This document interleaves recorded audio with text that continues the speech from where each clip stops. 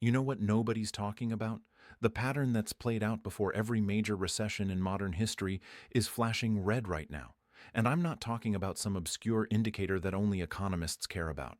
I'm talking about something so obvious, so clear in the data, that when you see it, you'll wonder how anyone could miss it. Let me show you something. Right now, the Conference Board's leading economic index is signaling slowing economic activity heading into early next year. JP Morgan just revised their recession probability to 40% by year-end. The SOM rule indicator, which has predicted every recession since 1959 without a single false positive, is starting to tick up. But here's what's really interesting. It's not just one indicator, it's all of them, moving in the same direction at the same time. Think about what happened in 2008. 6 months before Lehman Brothers collapsed, the smart money was already moving. They saw the housing data. They saw the credit markets freezing up. They saw the writing on the wall. But the average person? They were still buying homes at peak prices, still fully invested in stocks, still believing everything was fine. Until it wasn't. Or go back to 2000, the dot-com bubble. Everyone knew tech stocks were overvalued. Everyone knew it couldn't last, but nobody wanted to be the first one out, so they stayed in, watching their portfolios climb higher and higher until one day in March when everything just stopped. The Nasdaq lost 78% of its value over the next 2.5 years. Trillions of dollars in wealth gone. Here's what's different this time. In 2008, it was housing. In 2000, it was tech stocks. But right now, it's everything. We've got the most overvalued stock market in history by almost every metric. We've got commercial real estate imploding. We've got regional banks sitting on hundreds of billions in unrealized losses. We've got consumer debt at all-time highs while savings rates have collapsed. And we've got a government that's added more debt in the last few years than in the entire history of the country combined. Let me paint you a picture of what's actually happening right now in the economy. The yield curve, the difference between short-term and long-term interest rates, inverted over a year ago. Every single time that's happened since World War II, a recession has followed. Not sometimes. Every time. The average lag between inversion and recession? About 18 months. We're right in that window now. But it's not just the yield curve. Look at what's happening with corporate earnings. Companies are missing estimates.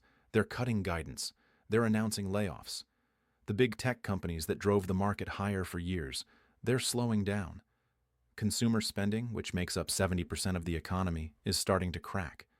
Credit card delinquencies are rising. Auto loan defaults are climbing. People are maxing out their credit just to maintain their lifestyle. And here's the thing that should terrify you. The Federal Reserve has almost no ammunition left. In past recessions, they could cut interest rates by 5, 6, 7 percentage points to stimulate the economy. Right now, even if they cut rates to zero, they've only got a few percentage points to work with. And they've already blown up their balance sheet to nearly $9 trillion trying to prop up the economy. What are they going to do when the real crisis hits? Let me tell you a story about a guy I know. We'll call him Mike. Mike's a successful business owner, mid-50s, built a nice nest egg over the years. About $800,000 in his 401k, mostly in index funds. He's planning to retire in the next few years. Last year, his account was worth about $850,000. Then the market dropped, and he lost $150,000 in a matter of months. He held on, thinking it would come back. It did, partially. But now he's sitting there, watching the same warning signs that preceded 2008, and he's starting to realize something. He can't afford another 50% drawdown. Not at his age. Not with retirement this close. This is the situation millions of Americans are in right now. They've got their entire retirement tied up in assets that are completely dependent on the stock market staying elevated. And the stock market is being held up by... what exactly? Corporate buybacks funded by cheap debt? Retail investors buying the dip? The hope that AI will somehow justify these valuations? Here's what the smart money is doing. They're not waiting around to find out. They're moving into assets that have historically held their value, or increased in value, during economic chaos. And at the top of that list? Gold. Now I know what you're thinking. Gold? Really? That's so old school. But let me show you something. In 2008, when the stock market crashed 57%, gold went up. In the 1970s, when inflation was raging and the economy was in stagflation, gold went from $35 an ounce to $850. That's a 2,300% gain. In 2011, when the European debt crisis was threatening to tear apart the global financial system, gold hit all-time highs. And right now, central banks around the world are buying gold at the fastest pace in history. China bought over 200 tons last year. Russia, India, Turkey, they're all accumulating. Why? Because they see what's coming. They understand that when the debt bubble finally pops, when the currency crisis hits, when the financial system seizes up, gold is the only asset that's not someone else's liability. Think about that for a second. Your stocks, they're dependent on companies staying profitable. Your bonds, they're dependent on governments and corporations being able to pay you back. Your cash, it's dependent on the Federal Reserve not destroying its value through inflation. But gold is just gold. It's been money for 5,000 years. It's survived every empire, every currency, every financial crisis in human history. Let me tell you about what happened in 1971. Nixon closed the gold window, ending the Bretton Woods system. Suddenly the dollar wasn't backed by gold anymore. It was just paper, backed by nothing but faith in the government. What happened next? Gold went from $35 to $850 over the next decade.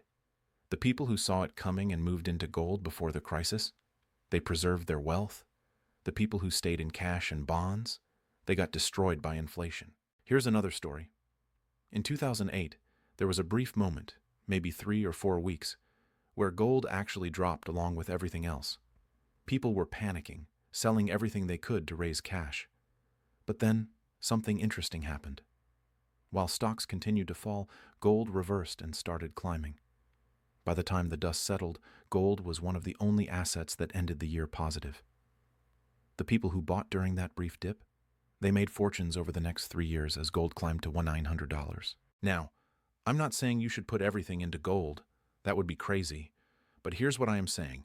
If you've got significant money in retirement accounts, $100,000 or more, and you're worried about what's coming, you need to understand how gold IRAs work. I put together a free guide that covers exactly how to get physical gold into your retirement account without triggering taxes or penalties. It's in the description below. Worth checking out if you want to protect what you've built. But let's get back to the bigger picture because there's something else happening that most people aren't paying attention to. The BRICS nations, Brazil, Russia, India, China, South Africa, are actively working to create an alternative to the dollar-based financial system. They're settling trade in their own currencies. They're building payment systems that bypass SWIFT, and they're backing it all with gold. What does that mean for you? It means the dollar's status as the world's reserve currency is under threat for the first time since World War II. And if the dollar loses that status, if countries around the world start dumping their treasury holdings, if the petrodollar system collapses, we're talking about a crisis that makes 2008 look like a minor correction. Think about what gives the dollar its value. It's not backed by gold anymore.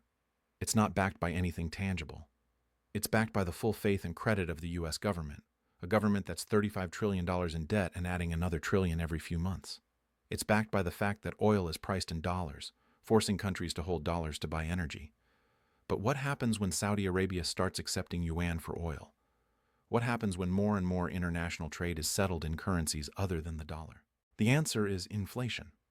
Massive, destructive inflation. Because all those dollars that are currently sitting in foreign central banks and sovereign wealth funds, they'll come flooding back home. And when the supply of dollars in the U.S. economy suddenly doubles or triples, what do you think happens to prices? Let me give you a historical parallel. In the 1920s, Germany was dealing with war reparations from World War I. They couldn't pay, so they started printing money. At first, it was manageable. Prices went up a little, but nothing too crazy. But then it accelerated. By 1923, it took a wheelbarrow full of marks to buy a loaf of bread. People's life savings became worthless overnight. The middle class was completely wiped out. Now, I'm not saying we're going to see Weimar-level hyperinflation, but I am saying that the risk of serious inflation, the kind that destroys purchasing power and wipes out savings, is higher than it's been in 40 years. And the people who are prepared for that, who have moved some of their wealth into hard assets that can't be printed into existence, are going to be in a very different position than the people who stayed 100% in paper assets. Here's what's really interesting about gold right now. The price has been relatively stable over the past few months, consolidating after a strong run. But if you look at what's happening beneath the surface, it's fascinating. physical demand is through the roof. Premiums on gold coins and bars are elevated. Delivery times are stretching out. The U.S. Mint can barely keep up with demand for American Eagles.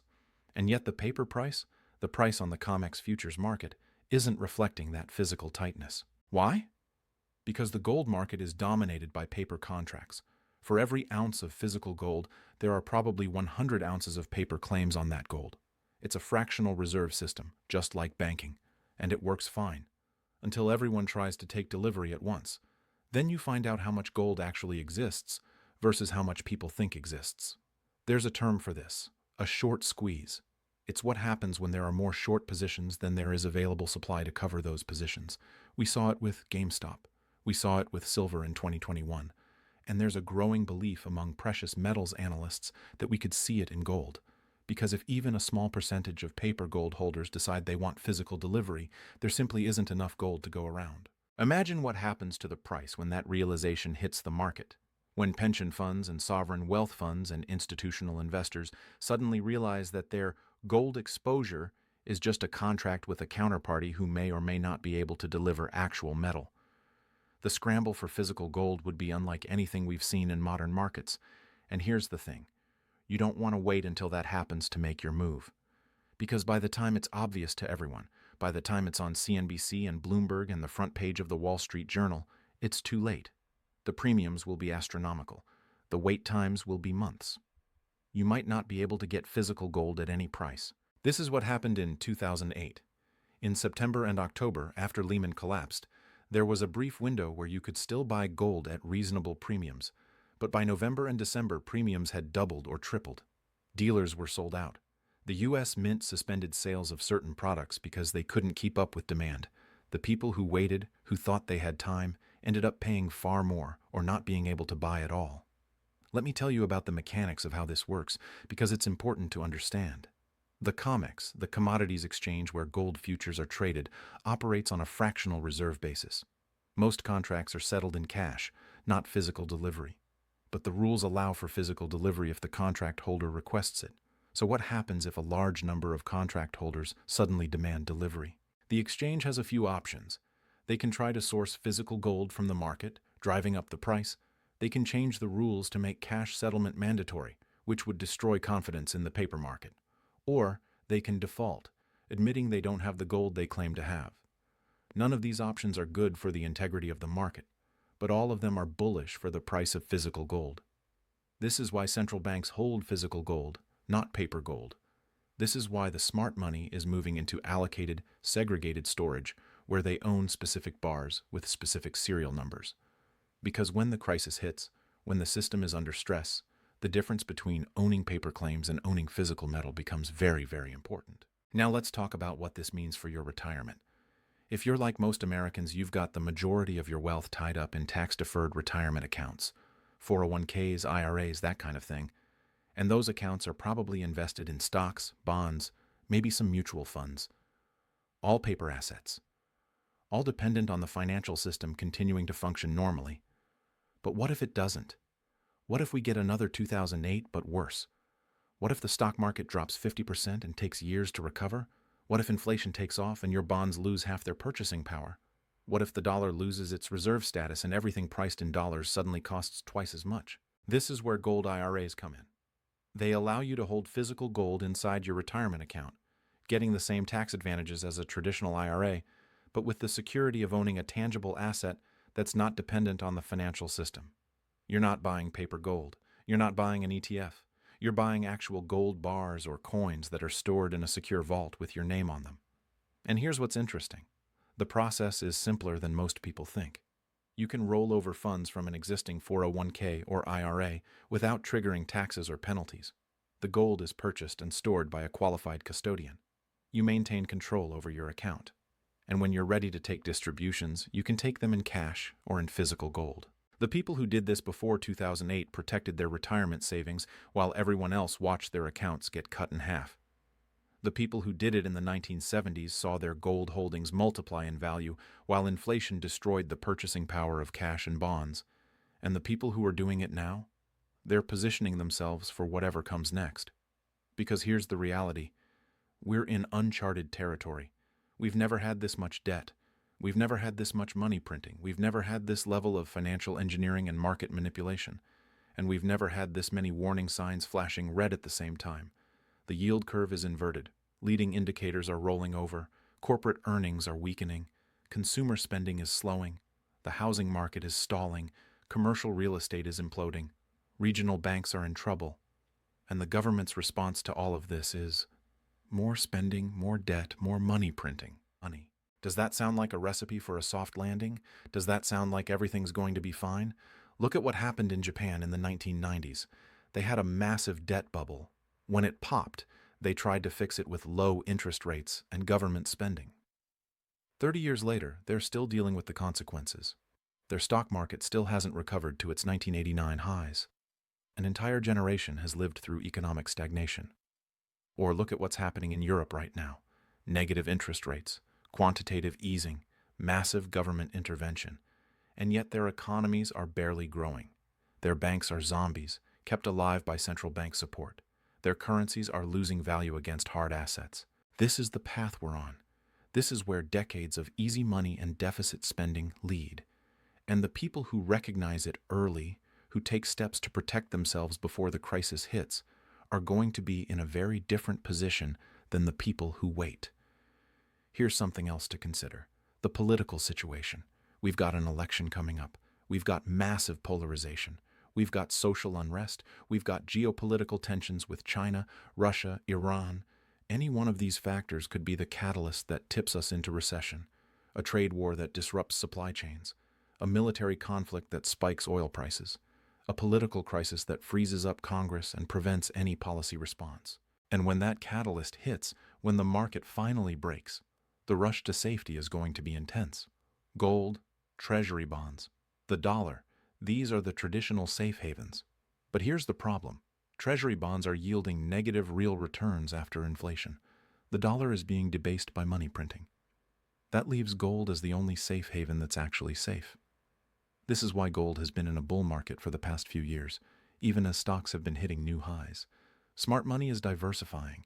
They're not waiting for the crash. They're positioning ahead of it, because they understand that by the time it's obvious to everyone, it's too late to get good prices. Let me give you one more historical example. In 1929, the stock market crashed, but the real damage came in the years that followed. Banks failed, businesses closed, unemployment hit 25%, and the people who had all their money in stocks and banks lost everything. But the people who had moved into gold before the crash, they not only preserved their wealth, they were able to buy assets at fire sale prices when everyone else was desperate. This is the opportunity that comes with preparation. When you're positioned correctly, when you've protected your wealth before the crisis, you're not just defending what you have. You're setting yourself up to take advantage of the opportunities that emerge when everyone else is panicking. Think about real estate in 2010. You could buy houses for pennies on the dollar, but only if you had cash. Only if you hadn't lost everything in the crash. The people who were prepared, who had moved into safe assets before 2008, were able to buy incredible deals. The people who stayed fully invested in stocks, they were just trying to survive. This is the choice you're facing right now. You can wait and hope that everything works out. Hope that the warning signs are wrong. Hope that this time is different. Or you can take action now, while there's still time, while premiums are reasonable, while you can still get physical gold at decent prices. Because history is very clear on this. The time to prepare for a crisis is before the crisis, not during it. The time to buy insurance is before your house catches fire, not after. And the time to move some of your wealth into hard assets is before the financial system breaks, not after. The pattern is playing out right now, in real time. The same pattern that preceded every major recession in modern history. The yield curve inversion, the leading indicators rolling over, the credit markets tightening, the consumer weakening. The warning signs are all there. The question is, are you going to pay attention? You've got days, maybe weeks, before this becomes obvious to everyone, before the mainstream media catches on, before your neighbors and coworkers start talking about it, before the rush to safety begins. And by then, it might be too late to position yourself properly. This isn't about fear. This isn't about panic. This is about recognizing reality and taking rational steps to protect what you've built. because the people who come out ahead in these situations aren't the ones with the highest risk tolerance or the best market timing. They're the ones who saw what was coming and prepared accordingly. The recession is coming. The data is clear. The pattern is undeniable. The only question is, what are you going to do about it?